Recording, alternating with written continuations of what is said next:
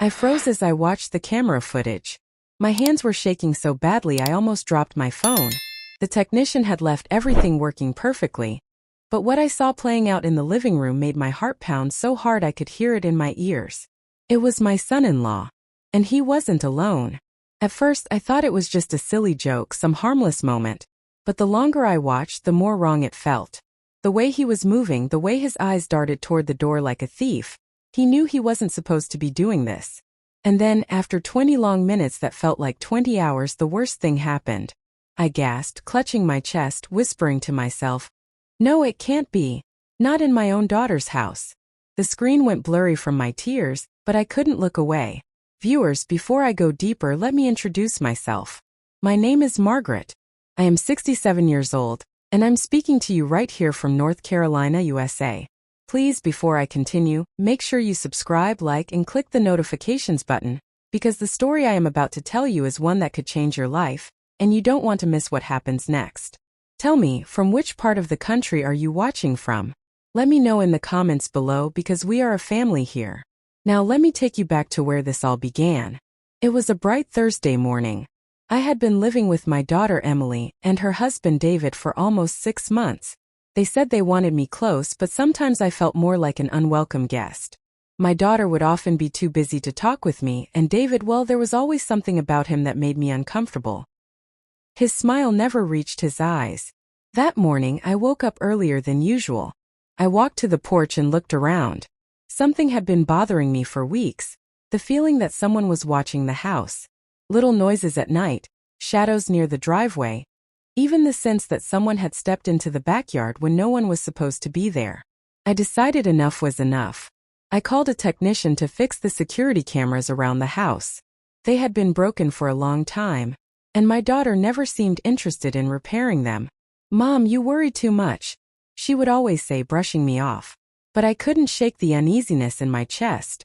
The technician came the same afternoon. He was polite, a young man with kind eyes who assured me, "Don't worry, ma'am. By tonight, you'll see everything happening around this house, inside and outside." I didn't tell my daughter about it. Not because I was hiding anything, but because I thought she wouldn't understand.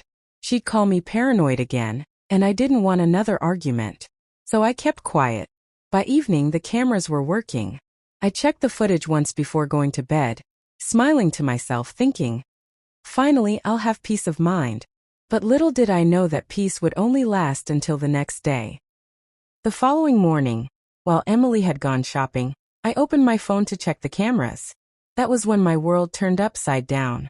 David was in the living room, pacing. He kept glancing at the door, waiting for something, or someone. Then a figure stepped in. My heart stopped. It wasn't Emily. I leaned closer to the screen, confused, trembling, trying to understand what I was seeing. They whispered, laughed, moved around like thieves in the night. At first, I couldn't process it. I told myself, "No, Margaret, you must be mistaken." But as I watched longer, the truth became harder to deny. And when the 20 minutes were up, the unthinkable happened. The very thing no mother ever wants to see inside her daughter's own home. I dropped my phone, my knees weak beneath me. My chest tightened, and for a moment I thought I might faint. I wanted to scream, but my voice wouldn't come out. Just then, the front door creaked. Someone was entering the house. And that's when another shocking moment began to unfold. One I was not prepared for. The sound of the front door unlocking sent a chill down my spine. My eyes darted back to the security camera feed, my breath stuck in my throat. Who could it be? Emily wasn't supposed to be home yet. The door opened slowly, and I saw her figure step in. My daughter. I froze. Emily was back earlier than I expected. She carried grocery bags in her arms, humming softly to herself, completely unaware of what was happening only a few feet away in her own living room. My heart raced wildly. Should I call her? Should I warn her? But my voice wouldn't come out. My throat felt locked shut. David's head whipped toward the door like a child caught stealing cookies. The look on his face was pure panic. He shoved the other figure, someone I still couldn't fully make out, toward the hallway. It was so fast, so sharp, I barely caught a glimpse. Long hair. Slender. Definitely a woman. My hands shook as I zoomed in, trying to get a better view. but the figure slipped into the shadows of the corridor, out of sight. Emily dropped the bags on the counter and smiled at David, completely unaware of the storm she had just walked into. "Honey, you won't believe the sale I found at the market," she said cheerfully. David plastered on that fake smile of his, the one I had grown to distrust. "Oh, that's great, Em. Why don't you tell me about it while I help you with the groceries?" His voice cracked slightly, but Emily didn't seem to notice. I sat there, paralyzed, whispering to myself, "Do something, Margaret. Don't just sit here." But fear gripped me tighter than chains. For the next few minutes, I watched the camera helplessly as David busied himself with the groceries, trying to act normal. My daughter laughed, chattered, moved about, completely blind to the secret lurking in the hallway. I could almost hear my own heartbeat echoing in my ears. And then the worst happened. Emily turned toward the hallway, calling out, "Mom? Are you home already?" My blood ran cold. She had heard something. David jumped in front of her, blocking the view. No, Em. It was just me. I dropped something earlier." His words came out too quickly, too forced. Emily frowned, confused, but shrugged it off. She always trusted him so easily. That was the moment I realized. My daughter was in danger, and she didn't even know it. But let me take you back a little, viewers. You need to understand why this moment hit me so hard. 2 years earlier, when Emily first brought David home, I knew something wasn't right. Mothers have instincts, you know. I remember the first dinner we shared. He was polite, charming, told jokes that made Emily laugh. But when no one else was looking, his eyes grew dark, his smile faded, and there was a sharpness about him, like a knife hidden behind velvet. I tried to warn her. "Sweetheart, are you sure about him?" I asked once. "Mom, please," she sighed. "You're judging him too fast. You just don't like that I'm growing up." I stayed quiet, but inside I prayed every night for her safety. And now, watching this scene unfold on the security camera, I realized my worst fears were coming true. Back in the present, David finally managed to distract Emily by pulling her back to the kitchen. But I knew the stranger in the hallway was still there. My stomach twisted into knots. What if Emily discovered her? What if David hurt Emily to keep his secret safe? I couldn't take it anymore. I grabbed my coat and rushed outside. My legs moved on their own, my heart pounding as I crossed the street toward my daughter's house. The world around me blurred. All I could think was, I have to protect her. When I reached the porch, I paused, trembling. What if David saw me? What if I put myself in danger too? But the thought of Emily walking blindly into disaster gave me courage. I opened the door quietly, hoping to slip inside unnoticed. The smell of groceries filled the air. Emily's voice floated from the kitchen as she chatted happily. I crept further in, my eyes darting toward the hallway. And then I saw her. The woman. She was pressed against the wall, holding her breath, waiting for the right moment to sneak out. Her long hair covered part of her face, but I could see enough. She wasn't a stranger. She was someone I recognized. I almost gasped out loud. It was Clara, Emily's best friend since childhood. The same Clara who came to family dinners, who hugged me and called me second mom. My knees nearly buckled. Betrayal hit me like a storm. How could she? How could he? Before I could react, Clara's eyes met mine. Wide, shocked, guilty. She put a finger to her lips, silently begging me not to say anything. My whole body burned with rage. I wanted to scream at her, to drag her out into the open, but just then Emily's footsteps echoed closer. "Mom? Is that you?" Emily called, her voice getting nearer. Panic seized me. Clara slipped further back into the shadows, and I was caught in the middle. I had seconds to decide. Tell Emily the truth right now and destroy her world, or stay silent and risk everything getting worse. My throat ached with the weight of the secret. I wanted to protect her, but I didn't want to crush her heart. "Why, yes, honey," I stammered, stepping forward quickly. "It's me. I thought I'd stop by to help you unpack." Emily smiled warmly, rushing over to hug me. My arms wrapped around her automatically, but my mind was racing. Over her shoulder, I saw David's eyes narrow, suspicion flashing across his face. He knew I had seen something. And that's when it happened. Behind Emily's back as she hugged me, David mouthed 2 chilling words to me. "Stay silent." The way he looked at me, it wasn't a request. It was a threat. My blood turned cold. Viewers, this was the moment I realized my life in that house would never be safe again. And just when I thought things couldn't get worse, the front door slammed open behind us. Emily screamed. I spun around. And standing there in the doorway was a man I had never seen before. His face twisted in rage, his fists clenched tight. His voice thundered through the room. Where is she? The sound of the door crashing against the wall shook the house. Emily jumped back, groceries spilling across the floor. My heart skipped a beat as I turned toward the intruder.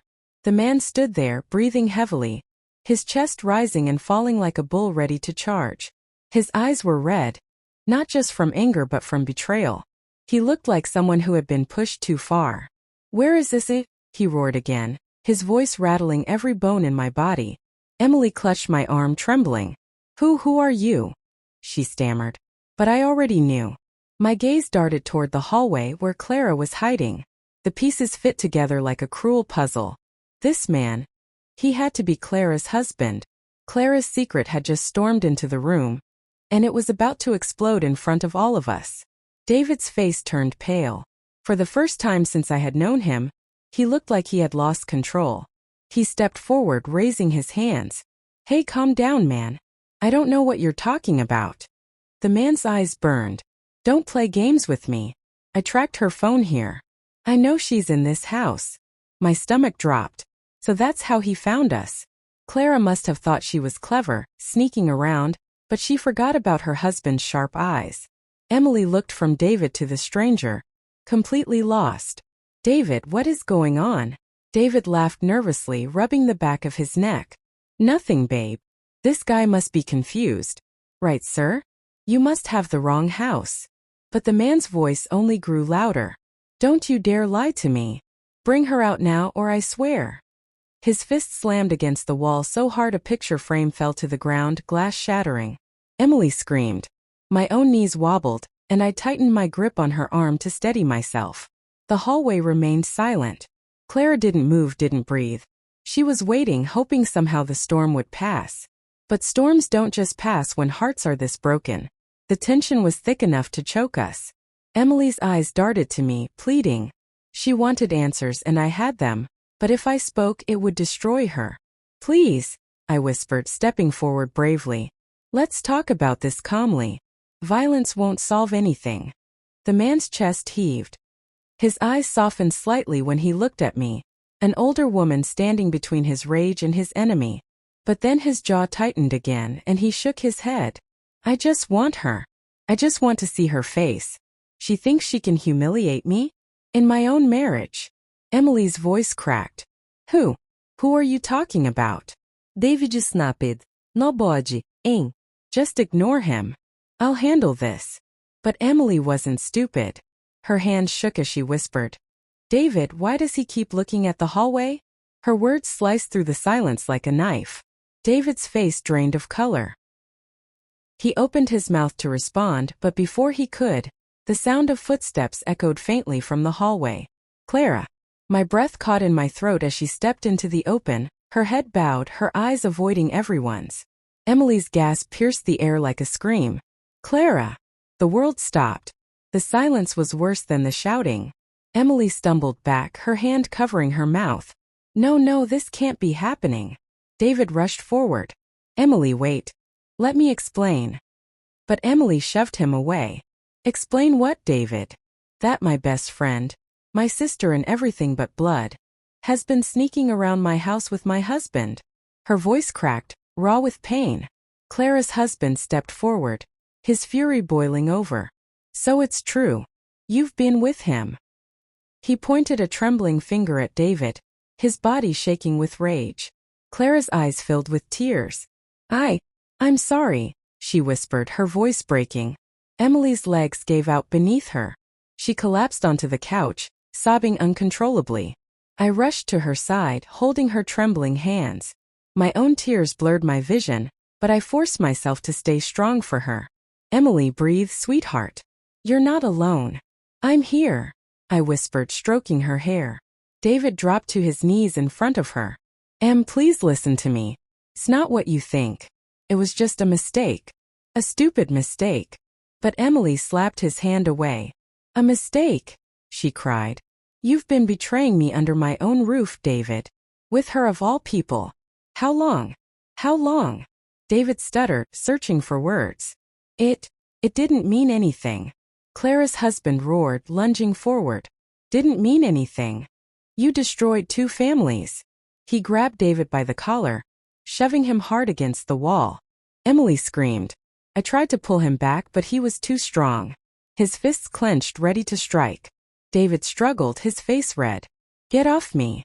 The house was chaos. Shouts. Cries. The sound of breaking trust echoing louder than the shattering glass. And then, as if the scene wasn't painful enough, Clara whispered something that silenced us all. I'm pregnant. The room froze. My mouth went dry. Emily's sobbing stopped, replaced by stunned silence. Clara's husband staggered back, his rage turning to disbelief. David's eyes widened, his face pale as a ghost. For a moment no one breathed. Emily's voice broke the silence, weak and trembling. Pregnant?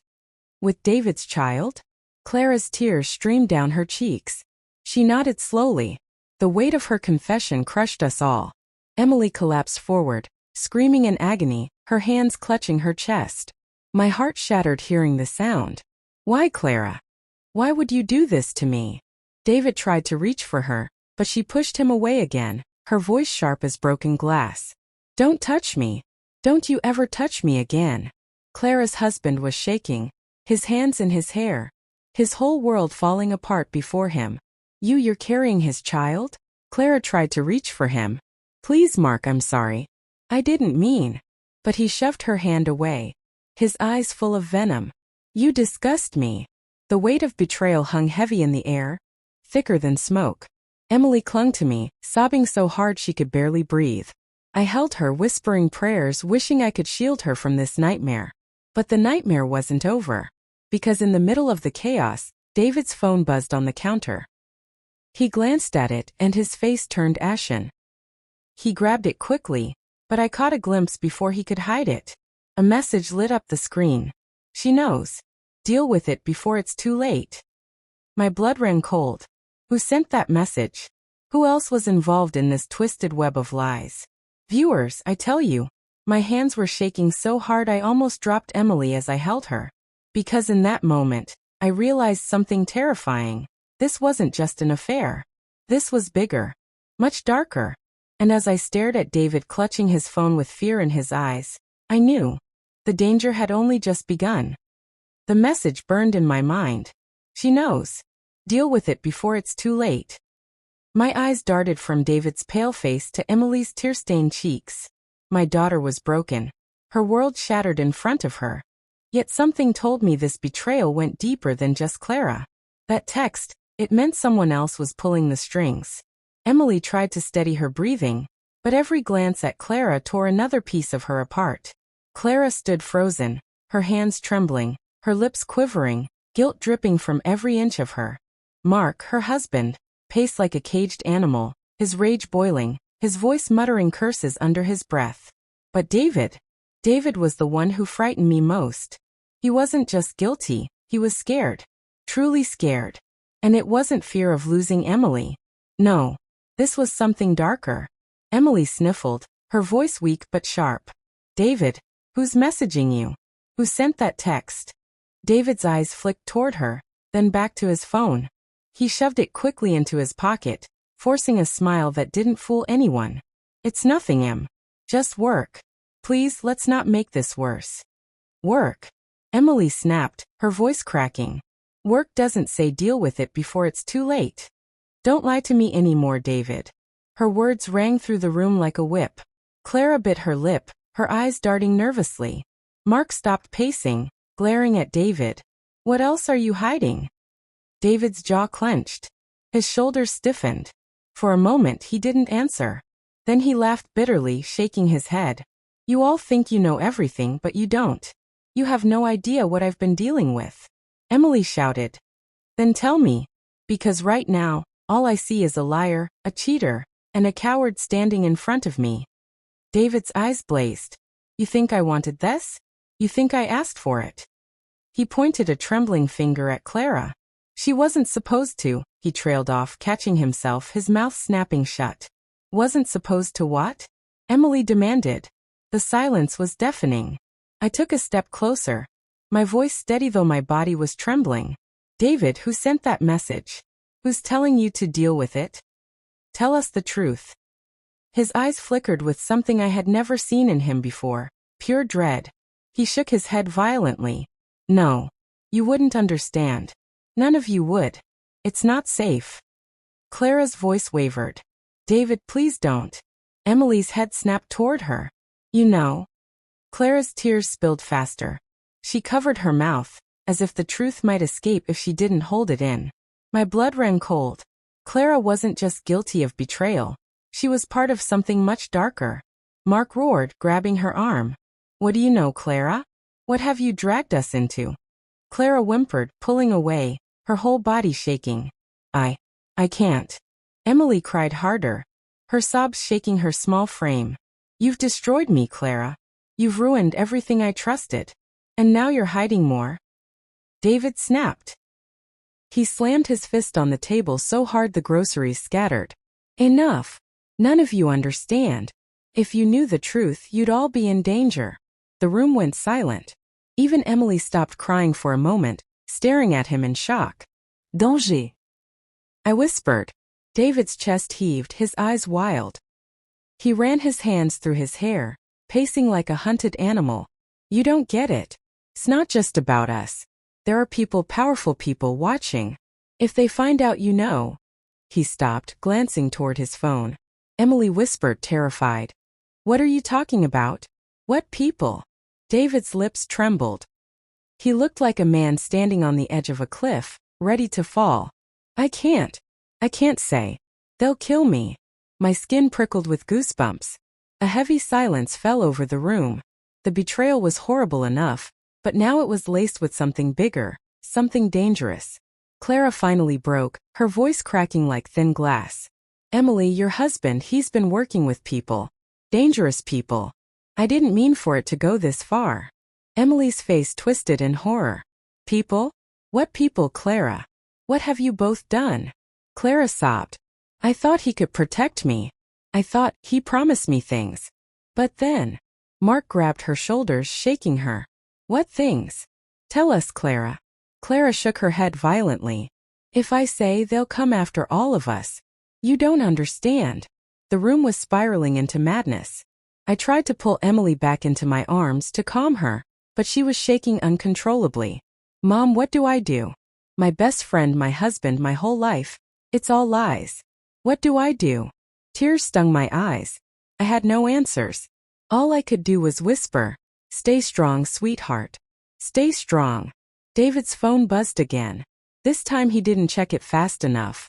Emily lunged for it, snatching it out of his pocket before he could stop her. Emily, no, he shouted, but it was too late. She held the phone in her trembling hands, staring at the screen. Her face went white. The message read, if she talks, you both die tonight. The phone slipped from her hands, clattering onto the floor. She staggered back, covering her mouth. Oh my God, she whispered.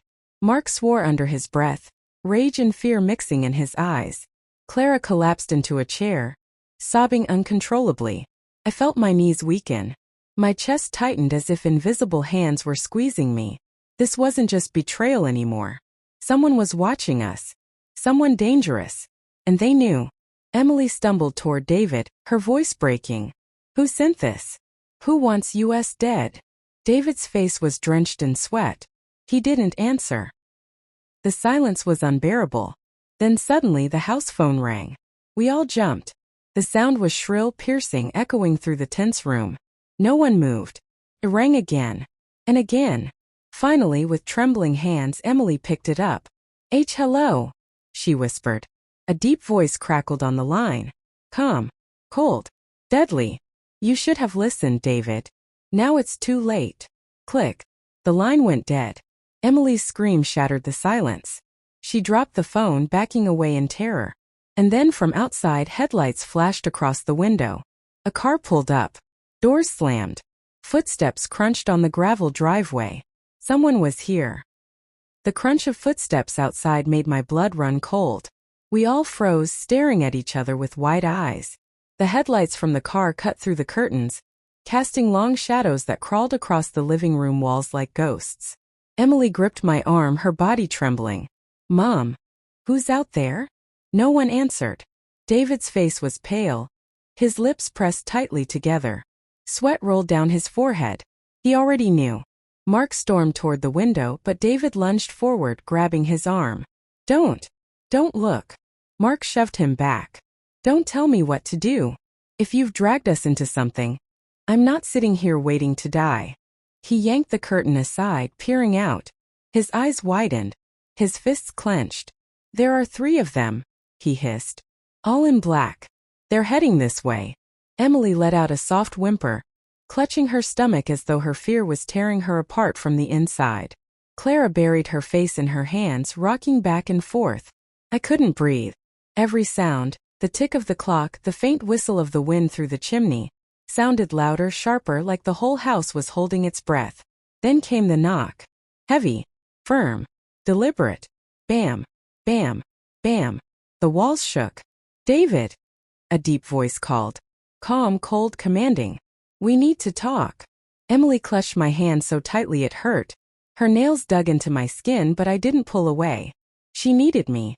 David stood still, his back to us, staring at the door. His shoulders trembled. "Don't open it," I whispered. "They'll break it down if I don't," David muttered, his voice low. "Then let them." Emily snapped, tears streaming down her face. "They're not coming in here, David. Not after what you've done." David turned sharply, his eyes wild. "You don't understand. If I don't go out there, they'll kill all of us." The pounding came again, louder this time. Bam, bam, bam. Mark cursed under his breath, pacing like a lion in a cage. "I'll fight them if I have to." "Fight them?" David scoffed, his voice breaking. "You don't even know who they are. You can't fight this." Emily screamed. "Then tell us, David. Tell us who they are and what you've done." But David didn't answer. His silence spoke louder than words. The doorknob rattled. Slowly, menacingly. I whispered a prayer under my breath, begging God for strength. Then with a sudden crash, the front door burst open. 3 men in black suits stepped inside. Their faces were hidden by masks, their movements precise, calculated. They didn't stumble, didn't hesitate. They moved like shadows with purpose. Emily screamed.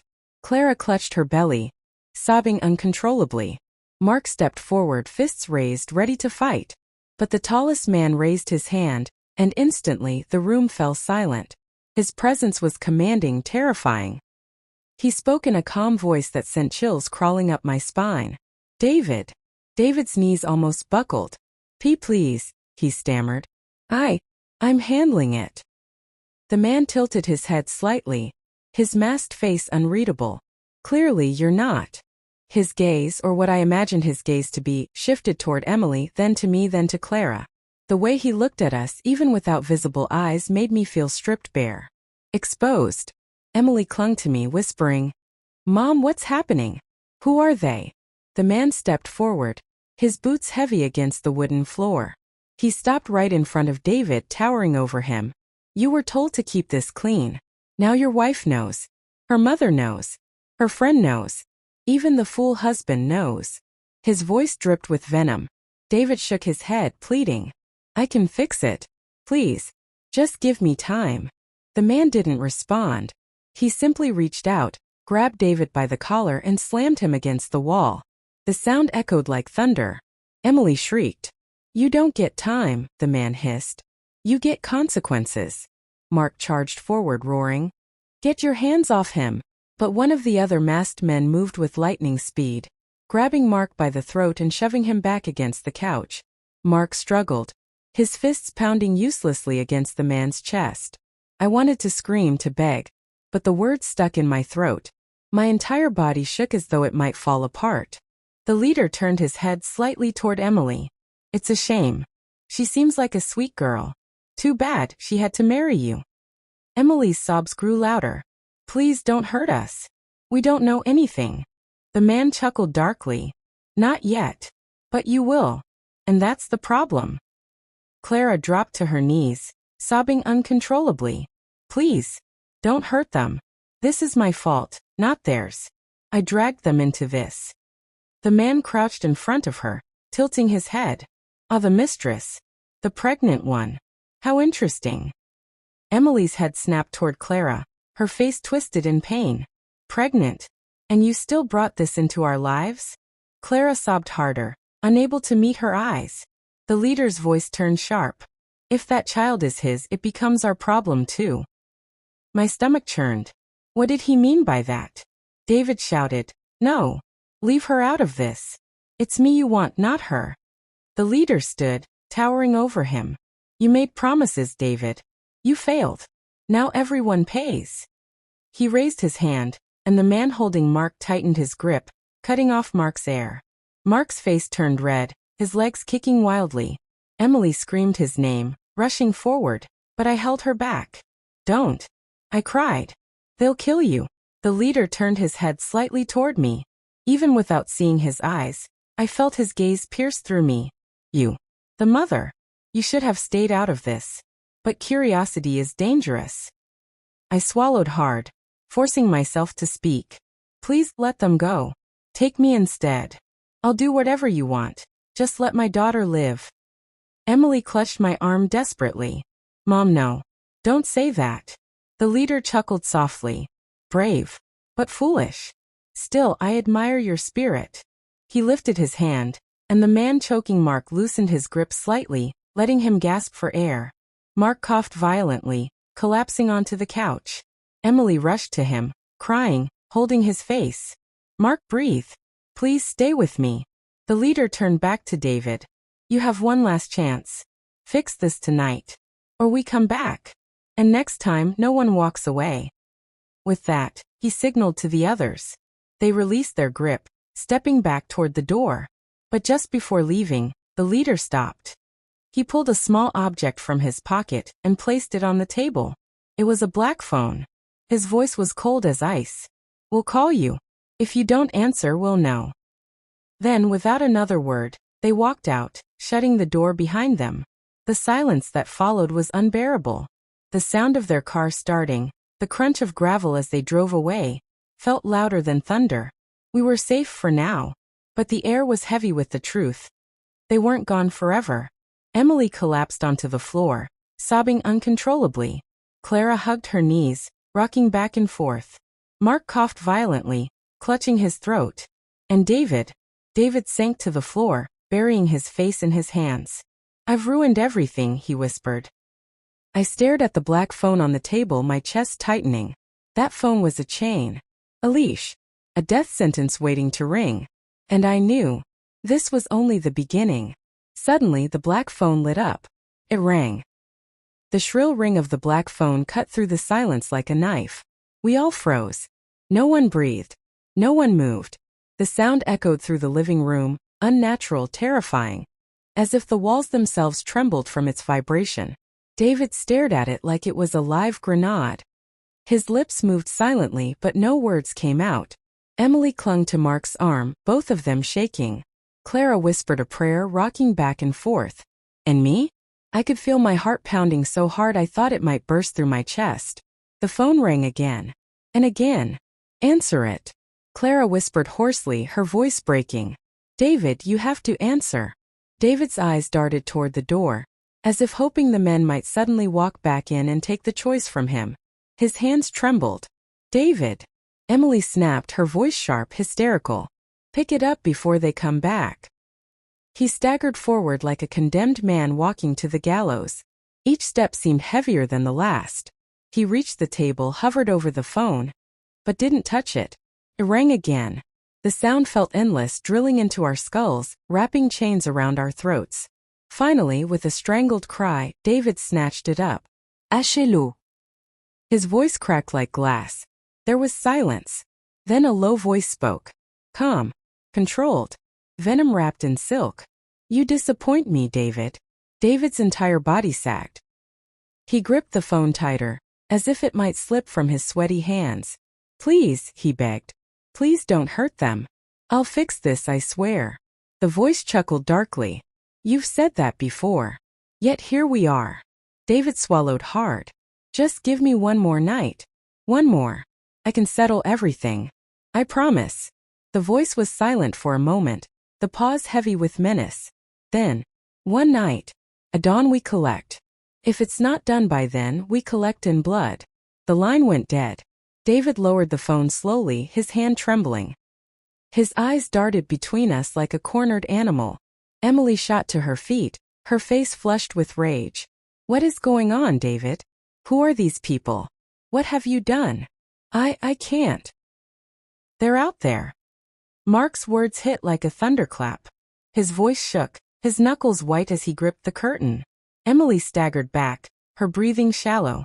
No, this can't be happening. Clara whimpered, clutching her stomach, rocking as if to shield her unborn child from the danger outside. David was frozen, staring at the phone as though it had already signed our death warrants. His lips moved silently, whispering something I couldn't hear. I forced myself to take slow breaths, though my own body screamed with fear. My daughter needed me strong. My grandchildren, even the unborn one, they needed me strong. I stepped toward Mark. What did you see? His jaw clenched. 2 men. At least. Maybe more. Black car. Parked down the street, lights off. But I saw the glow of a cigarette. David cursed under his breath, pacing wildly. They're not supposed to come until dawn. They promised. Emily spun toward him, her eyes blazing. Promised?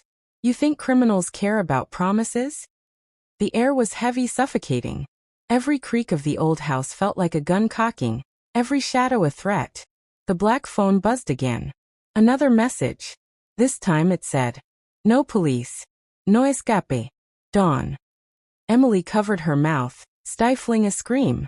Mark grabbed the phone from David's hand and hurled it across the room. It shattered against the wall, pieces scattering across the floor. We're not playing their game, he growled. But David exploded, lunging at him. Are you insane? That phone was the only way to keep them calm. The 2 men grappled, fury spilling out like a dam bursting. Emily screamed at them to stop, her voice cracking. Clara sobbed, begging them not to fight. I pushed forward, my own hands trembling, and shoved myself between them. Stop it! I shouted, louder than I thought possible. Don't you see? That's exactly what they want. Us tearing each other apart while they wait outside like wolves.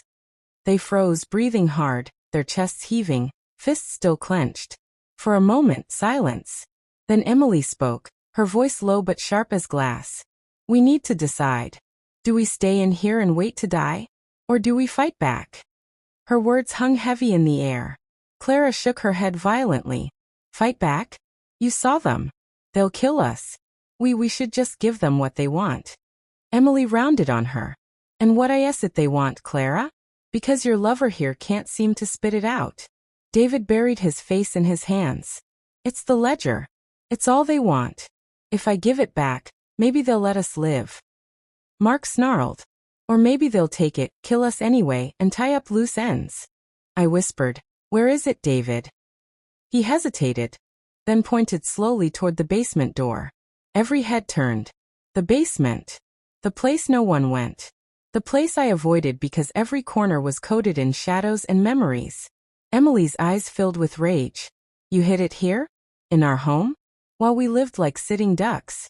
David's voice cracked. It was the only place they wouldn't look. They've searched my office, my car, even Clara's apartment. But not here. Not yet. Mark grabbed a flashlight. Fine. Then we go get it. If it's really the key, then we decide what to do with it. David tried to stop him. No, wait. If you touch it, they'll know. Emily snapped. How would they know, David? How? David stammered. His silence was answer enough. Mark didn't wait. He stormed to the basement door and flung it open. The hinges groaned and a gust of damp, musty air rose up from the darkness below. The flashlight beam cut through the black, revealing the steep wooden steps. We all stood frozen, staring into the void. Finally, Mark started down. Emily grabbed my arm. Mom, don't let him go alone. So I followed, each creak of the old staircase echoing like thunder in my ears. David trailed reluctantly behind, muttering under his breath. The basement was colder than I remembered, the air thick with dust and mildew. Mark's flashlight swept across old boxes, broken furniture, cobwebs. My stomach churned. David pointed toward an old tool cabinet in the far corner. It's in there. Mark yanked it open. Tools clattered to the floor. Behind a loose panel wrapped in plastic was a thick black book. The ledger. Mark pulled it out. Even wrapped, it seemed to hum with menace. Emily's voice called down from upstairs. Do you have it? Yes, Mark shouted back. We've got it. David lunged forward, snatching it from his hands. No one touches this but me. Mark shoved him back. You've done enough damage already. David's face twisted with rage. You don't understand. If you open it, if you even look at it, they'll know. They'll kill us faster. Mark growled, his grip tightening on the book. Or maybe the truth inside this thing is the only weapon we've got. Suddenly, a sound echoed through the basement.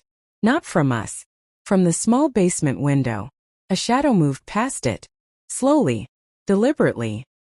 Don't you dare say you can't tell us, she screamed, shoving him in the chest. They were here. They threatened my husband. My mother. Me. And you still won't tell us? Mark groaned, rubbing his bruised throat. They're not bluffing, David. If you don't talk, we're as good as dead. Clara's sobs filled the air. Please, please just tell them the truth. Maybe we can help. Maybe. Help. Emily spun on her, her eyes blazing. Help. You? You ruined everything. You and your affair, your baby. Do you even realize what you've dragged us into? Clara flinched, her hands instinctively clutching her stomach. Tears spilled down her cheeks, but she didn't argue. She knew Emily was right. David dropped to his knees, covering his face. I didn't mean for this to happen. I didn't mean. Emily's voice cracked as she shouted. What did you do? The silence stretched, suffocating, until David finally spoke. His voice was a whisper. I owe them money. Mark laughed bitterly, clutching his throat. Money? This isn't about money. These men aren't debt collectors. They're something else. David shook his head, rocking back and forth. It started with money. But then they wanted favors. Information. Access. Emily's face drained of color. Access to what? David's hands dropped from his face, and for the first time, I saw the full weight of his shame. His eyes were red, his face pale. My company. They wanted files. Contracts. Passwords. I thought it was harmless at first. Just business competitors. But it wasn't. It was bigger. Dangerous. Emily staggered back, shaking her head. You sold them information? You, oh my God, David. Do you realize what you've done? They threatened me, he shouted. I didn't have a choice. You always had a choice, she screamed, tears streaming down her face. And you chose them over us. Over me. Over our family. Mark rose slowly, his fists clenched. And now they're coming back at dawn. If you don't give them what they want, they'll kill us. That's what you've done. Clara's voice was barely a whisper. What if they take the baby? The words hung in the air like poison. Emily spun toward her, her face twisted with rage. Don't you dare talk about your baby right now. My whole family is at risk because of you and him. I didn't ask for this. Clara sobbed. I didn't know they'd come here. I didn't. Enough. I screamed, my voice shaking the walls. Everyone froze. I stepped forward, my body trembling but my voice steady. This fighting won't save us. Those men don't care about our anger, our guilt, or our tears. They care about power. And they will come back. I pointed at David.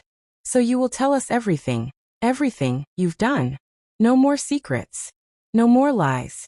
If we're going to survive this night, we need to know what we're facing. David stared at me, his lips trembling. Finally he nodded. I stole from them, he whispered. The room fell silent. Emily's eyes widened. You what? David's voice cracked. Not money. Not files. Something worse. I stole a ledger. A book that lists every deal, every name, every payment they've made. I thought if I had it, I could protect myself. That if they ever turned on me, I'd have leverage. Mark cursed under his breath. You idiot. You don't blackmail men like that. You sign your own death sentence. Emily staggered back, covering her mouth. Where is it? David hesitated. Where? Emily screamed. David's eyes flicked toward the basement door. The air turned to ice. Emily's voice dropped to a whisper. It's here? In this house. Before he could answer, the black phone lit up again. It rang. One shrill, piercing sound that froze every muscle in our bodies. We all turned to stare at it, dread flooding every vein. David's face turned white as snow. This time, he didn't move to pick it up. The phone rang again. And again. Emily whispered, her voice trembling. If you don't answer, they'll know. But David stayed frozen, his hands trembling, his eyes darting between us and the phone. The ringing stopped. The silence that followed was worse than the sound. Then slowly, the phone began to vibrate. A message appeared on the screen. Just 3 words. We see you. Emily gasped, covering her mouth. Mark lunged toward the window, yanking the curtain aside. His face went pale. They're out there. We all turned toward him. His voice cracked. They're watching the house. I gasped, clutching Mark's arm. They're here. David's face drained of blood. They're already inside the yard. Mark hissed, everyone upstairs. Now. We scrambled back up, slamming the basement door shut behind us. Emily was waiting, pale and terrified. Clara was sobbing into her hands. Mark slammed the ledger down on the table. This is it. The book they're willing to kill for. And now they know we've touched it. Emily's voice cracked. What do we do? Burn it. Give it back. Call the police.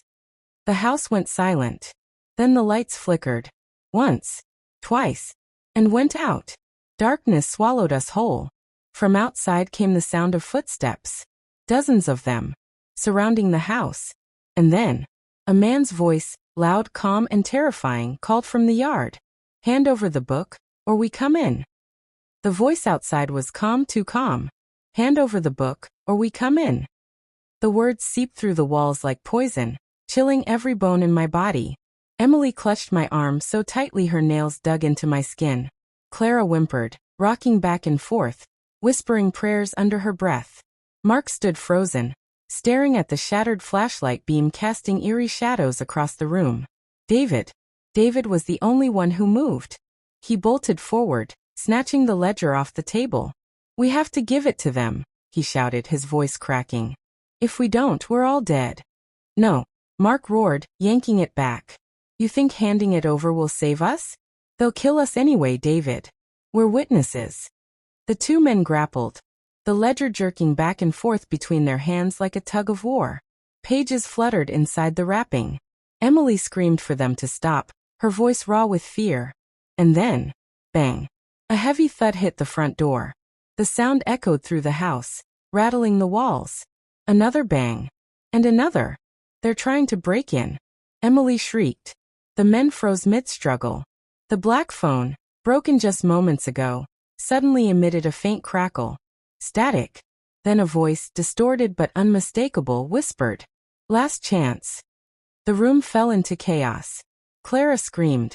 Emily sobbed. Mark dragged David away from the book, his fists clenched.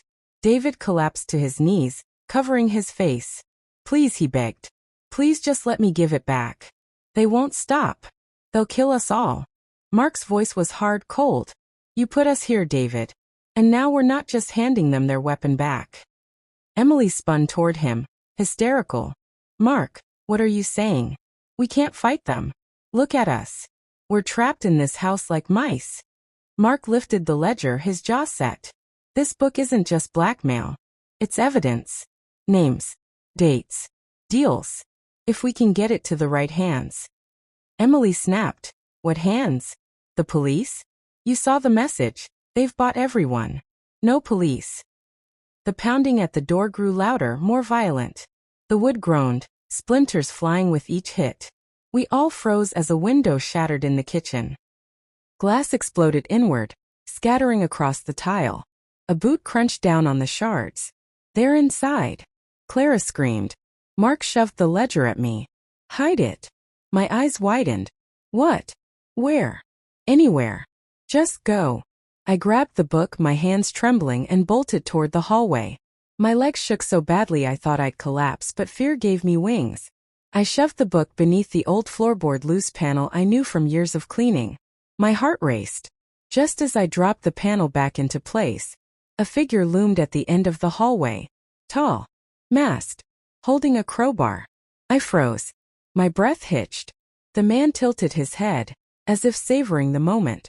Then he started walking toward me, slow, deliberate, each step echoing like a death toll. I stumbled backward, crashing into the wall. My chest heaved, my heart slamming so hard it hurt. Then Mark came barreling out of nowhere, tackling the man with a roar. They crashed into the wall, the crowbar clattering to the floor. The two wrestled, grunting, fists flying. "Run, Ma!" Mark shouted. "Go!" I staggered back into the living room, gasping. Emily and Clara screamed as two more men climbed through the broken window. David stood frozen, useless, his face pale. Mark was fighting for his life in the hallway, and the rest of us were cornered. The leader finally stepped in through the front door, calm as ever, his mask different, plain black with only 2 slits for eyes. His voice was steady, commanding. "Bring me the book." Emily clung to me, whispering, "Don't say anything. Don't let him know where it is." The leader's eyes flicked between us, then to David. David broke instantly. "It's in the floorboard." She hid it in the floorboard. My blood ran cold. "David, no." I screamed. Emily's jaw dropped. "You coward." The leader's head tilted as if satisfied. He gestured to one of his men. "Find it." The man stomped toward the hallway. But before he could reach the spot, a gunshot exploded. The man crumpled. We all screamed. Smoke lingered in the air. At the top of the staircase stood a figure, an older man in a worn jacket, a pistol in his hand. His voice thundered through the chaos. "Step away from my family." It was my brother, Henry. We hadn't seen him in years. The intruders turned, startled. The leader's calm voice finally faltered. "Who the hell are you?" Henry cocked the pistol, his eyes blazing. "The last mistake you'll ever make." The masked men stood still, shock flickering behind their dark eye holes. The leader tilted his head, studying Henry like a chess piece he hadn't expected on the board. Henry didn't flinch. His pistol was steady, his jaw set. His voice was gravelly, low, and dangerous. I said, "Step away from my family." For a moment, silence. Then the leader chuckled. A low, amused sound that made my stomach twist. "Family? Interesting. David never mentioned an uncle with a gun." David's head snapped toward Henry, confusion and fear in his eyes. "Uncle Henry," he whispered. Henry ignored him. His eyes stayed locked on the leader. "Tell your dogs to back out that door," Henry growled. "Or the next bullet goes through your skull." The men hesitated. One reached for his weapon, but Henry fired again. The bullet grazed the man's arm, sending him stumbling back with a cry of pain. The message was clear. The leader raised his hand, stopping his men from moving further. His calm voice returned. "You've bought yourself a few minutes, old man. But do you really think one pistol will stop us?" Henry smirked. "It's not just the pistol. It's me. And trust me, I've dealt with worse than you." The leader tilted his head, intrigued. Then his gaze slid back to David, who was trembling in the corner. "You've dragged quite the circus into this, haven't you, David?" David stammered. "I didn't mean for this." "Shut up," the leader snapped, his voice sharp. Emily clung to me, whispering, "Mom, who is he? Why is he here?" I swallowed hard. My voice shook. "Henry is my brother. He was in the military. Then he disappeared. I thought." My words caught in my throat. "I thought he was dead." Henry's voice cut through. "Not dead. Just waiting for the right time." His eyes stayed fixed on the men. "And tonight seems right." The tension was unbearable. Everyone seemed ready to explode. Mark emerged from the hallway, battered and bleeding but alive, gripping the crowbar he had wrestled from the masked intruder. His eyes widened when he saw Henry. "Who the hell?" Later, Henry barked. "We don't have time." The leader stepped forward, fearless. "You think you can hold this house all night? You're outnumbered, outgunned. Hand over the ledger, and maybe, just maybe, I'll let you keep breathing." Henry's pistol clicked as he aimed higher. "Try me." The standoff stretched, seconds feeling like hours. Then, crash. Another window shattered, glass raining down. More men swarmed in from the back, their boots pounding against the wooden floor. Emily screamed. Clara clutched her stomach, sobbing. Henry fired again. One man dropped instantly. Mark swung the crowbar, knocking another to the ground. The room erupted into chaos. Get down! Henry shouted. I grabbed Emily and pulled her behind the couch. Clara crawled after us, crying. Bullets splintered wood and shattered lamps. The house echoed with violence, with the sound of survival. David scrambled for the ledger, but Henry spotted him. Don't you dare, boy. David froze, his hands inches from the hidden floorboard. The leader's calm voice cut through the chaos. You can't keep it forever. It belongs to us. Henry's pistol cracked again. Another man screamed, clutching his leg. The leader didn't flinch. Instead, he slowly raised his own weapon, a sleek, black handgun. He aimed it directly at Emily. My heart stopped. Henry shouted, Don't! The leader smirked. Drop the ledger, or your daughter dies. Emily's eyes widened, tears streaming down her face. She shook her head, whispering, Mom, don't let him. I felt my whole body tremble. My daughter. My baby. Mark shouted. Don't listen. He'll kill us anyway. Henry's jaw clenched. His pistol didn't waver, but his breathing grew heavy. The leader's finger tightened on the trigger. And then boom. The front door exploded inward, splintering into pieces. Smoke filled the room. Everyone ducked, coughing, shielding themselves. When the haze cleared, a new group stormed in. Armed men in black tactical gear, masks covering their faces. But these weren't the same thugs. Their weapons were military grade. Their movements sharp, coordinated. One shouted, Federal agents. Everyone down. The masked intruders cursed, scattering. The leader's calm finally cracked. His eyes flared with fury. He grabbed one of his men, shoving him toward the agents as cover, and bolted for the back door. Gunfire erupted. The house shook with violence. Henry pulled me, Emily, and Clara tighter behind the couch, shielding us with his own body. Mark dove beside us, dragging David by the collar. Emily sobbed, Are we safe? Are they here to save us? Henry's face was grim. Not necessarily. The words froze my blood. What do you mean? I whispered. Henry's eyes flicked to the tactical men flooding the house. If they're who I think they are, they're not here to protect us. They're here for the book. And then, as if to confirm his words, one of the agents spotted the floorboard David had pointed out earlier. He shouted to the others, The ledger is here. Find it. The moment I heard the agent shout about the ledger, my heart sank. Henry was right. They weren't here for us. They weren't here to save us. They were here for the same cursed book that had brought masked men into our home in the first place. The supposed federal agent ripped up the floorboards, his gloved hands moving frantically. Another barked orders. Cover the exits. Secure the family. Two agents stormed toward us. One grabbed Mark, yanking him up by his collar. Mark struggled, swinging the crowbar, but a rifle butt slammed into his stomach, dropping him to his knees. Mark! I screamed. Another agent pointed his weapon at me, Emily and Clara. Stay down, he roared. His eyes behind the mask were cold. Henry raised his pistol, aiming squarely at the man.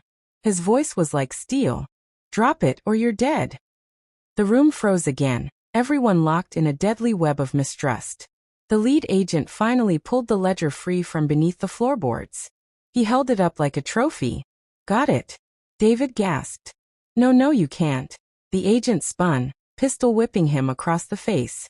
David crumpled, blood dripping from his nose. Emily screamed. Clara clutched me tighter, sobbing. Henry's voice dropped to a growl. That book isn't yours. The leader of the agents sneered. It belongs to the government now. Stand down, old man, unless you want your family in body bags. Henry's finger tightened on the trigger. That's not going to happen. Before the standoff could break, the front window shattered, again. Smoke canisters rolled across the floor, spewing thick white fog. Everyone coughed, blinded. Chaos erupted. Out of the haze, the original masked leader returned, his calm voice cutting through the smoke like a knife. You didn't think I'd leave without what's mine, did you? Gunfire exploded. Agents and intruders clashed violently, bullets ripping through furniture, walls, and windows. Sparks flew. Blood sprayed. Screams filled the house. I grabbed Emily and Clara, dragging them under the table. David crawled beside us, dazed and bleeding. Mark pulled himself up, clutching his crowbar like it was the last weapon on earth. Henry, somehow unfazed by the smoke and chaos, fired shot after shot, moving with the precision of a soldier who had lived this nightmare before. But the battle was too much. Too many enemies. Too many guns. Too much blood. The ledger slipped from the agent's hands in the struggle, sliding across the floor. It stopped right in front of me. I froze. My hands trembled. The cursed book. The thing that had brought death to my doorstep. Emily whispered, "Mom, don't touch it." But the leader of the intruders spotted me. His voice was ice. "Pick it up. Now." Henry shouted. "Don't," the agent screamed. "Hand it over." Mark staggered to his feet, coughing, his eyes wild. He looked at me, then at the book. "Give it to me," he begged. "Please. I'll end this." For one split second, everyone in the room had their guns pointed at me. I was the center of it all. A grandmother in her own home, clutching her daughters, holding the key to life and death. I looked down at the ledger. The leather was cracked, worn, stained with time. It seemed to breathe in the smoke, alive in a way that books should never be. And I knew, this thing was poison. I scooped it up, my heart hammering. The intruder leader stepped closer, his gun aimed at Emily. "Good. Now hand it to me, and your child lives." Henry shouted, "No. Burn it." The agent screamed, "It's evidence. Don't you dare." Mark staggered, whispering, "Give it to me. I'll protect us." Emily sobbed, "Mom, please." And then, with all the strength of a broken woman who had lost everything already, I made my choice. I ran to the fireplace. The room erupted in screams. I hurled the ledger into the flames. For a moment, nothing happened. The book just sat there, the fire licking its edges. Then boom. The fireplace roared like an explosion, flames shooting up to the ceiling. The whole room shook, glass shattering, lights flickering. The book screamed, a sound that wasn't human, like the wail of souls trapped inside. The men, agents, intruders, even Henry, stumbled back in horror. Emily clung to me, screaming. Clara fainted in my arms. Mark cried out, his face twisted with rage. "What have you done?" That was our only chance. The intruder leader lunged toward the fire, but the flames burst outward, knocking him across the room. His mask melted off, revealing a scarred, twisted face, eyes full of hate. The agents opened fire, but their bullets seemed to vanish in the blaze. The book burned brighter, hotter, until it was nothing but ash. And then silence. The fire died instantly, leaving the room in darkness. Everyone froze. The ledger was gone. Henry lowered his pistol slowly. "It's over." But it wasn't. The intruder leader staggered up, his face burned, his eyes blazing with rage. He raised his gun, aiming straight at me. Henry moved fast, faster than I'd ever seen. He dove in front of me. The gunshot rang out. Henry gasped, blood blooming across his chest. "No!" I screamed, catching him as he collapsed into my arms. Emily shrieked. Mark dropped his crowbar. Even David sobbed. The leader raised his gun again, ready to finish us all. But Henry, bleeding out, lifted his pistol one last time. His voice was a whisper. "Not my family." He fired. The bullet hit the leader square in the forehead. The man dropped instantly, lifeless. Henry's hand slipped from mine. His eyes fluttered. "It's okay," he whispered. "You're safe now." Tears blurred my vision. "No, Henry. Don't leave me again." But his eyes closed. His chest stilled. Henry was gone. The agents, wounded and broken, stumbled out of the house, muttering into their radios. The surviving intruders fled into the night. The house was in ruins. Blood, glass, and ashes everywhere. But the ledger was gone. The curse was over. I looked at Emily, at Clara, at David, even at broken Mark. My voice trembled. We survived. That's what matters. The silence in the room was heavy. The cost of survival was etched in every corner. I turned to Emily, brushing her hair back from her tear-streaked face. Remember this, my love. Evil only has power when we give it value. That book destroyed lives because people chased it. Greed blinds. Secrets kill. But love, family, those are the only treasures worth keeping. Emily nodded, sobbing into my chest. I kissed her forehead, whispering, "We'll rebuild. We'll heal. And we'll never let darkness in again." And that, my dear viewers, is the end of my story. Broken Heart. My name is Margaret, from Ohio, 68 years old. If you've stayed with me through this painful journey, I ask you now, please subscribe, like, and click the notification button for more stories. And tell me in the comments, where in the country are you watching from? I'd love to know. Thank you for listening. Stay strong, stay safe, and remember, family is worth more than any fortune in the world. Broken Heart.